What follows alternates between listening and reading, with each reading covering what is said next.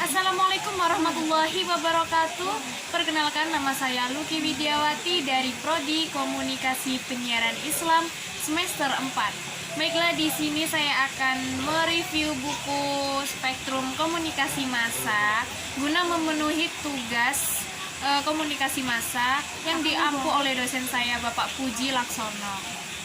Baiklah,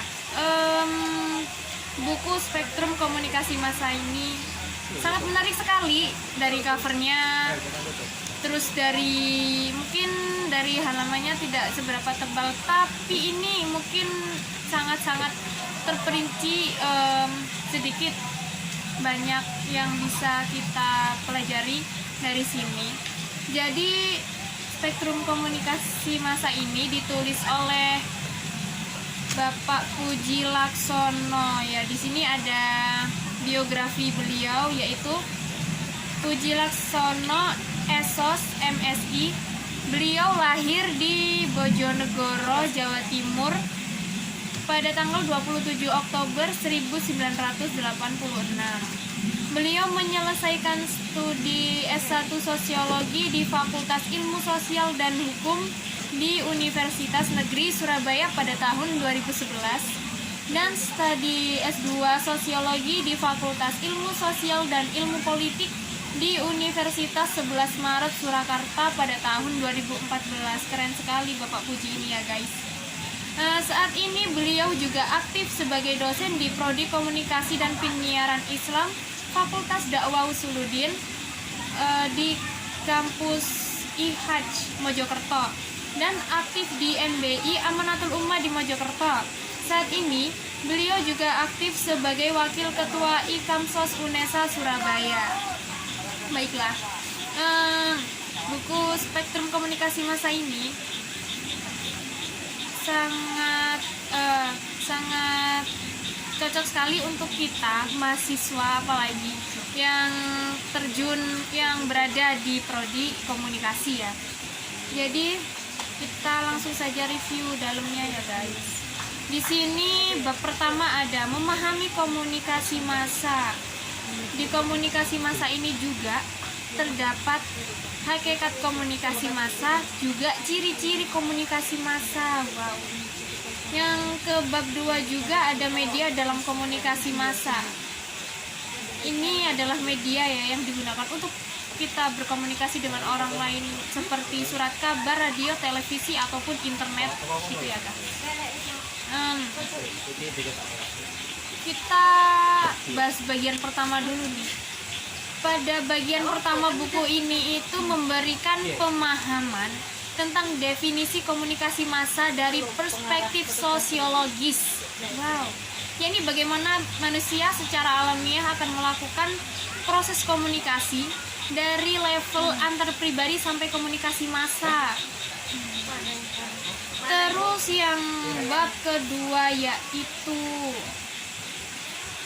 bab kedua dalam buku ini juga disajikan jenis-jenis media dalam komunikasi massa tadi yang sudah saya sebutkan ya, serta perbandingan aspek-aspek keunggulan dan kelemahan.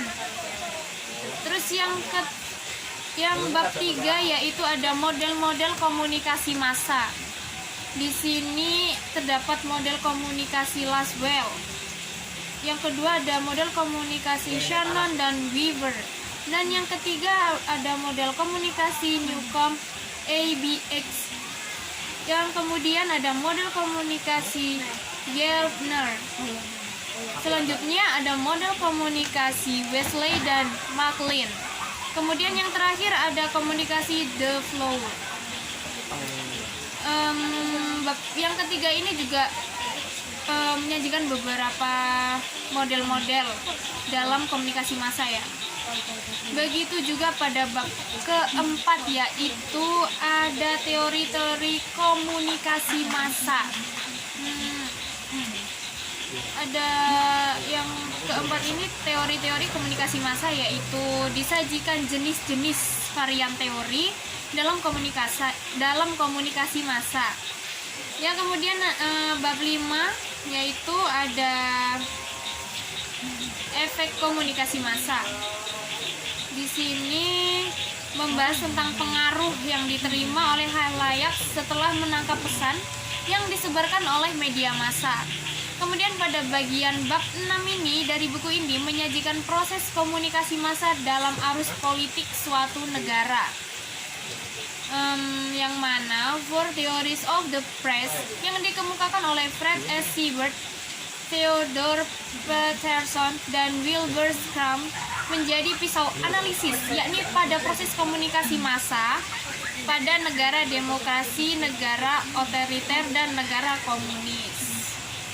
Dan pada bagian yang terakhir, bab terakhir dari buku ini adalah bagian ketujuh yang menyajikan aspek kekuasaan dan ekonomi dalam proses komunikasi massa. Wah.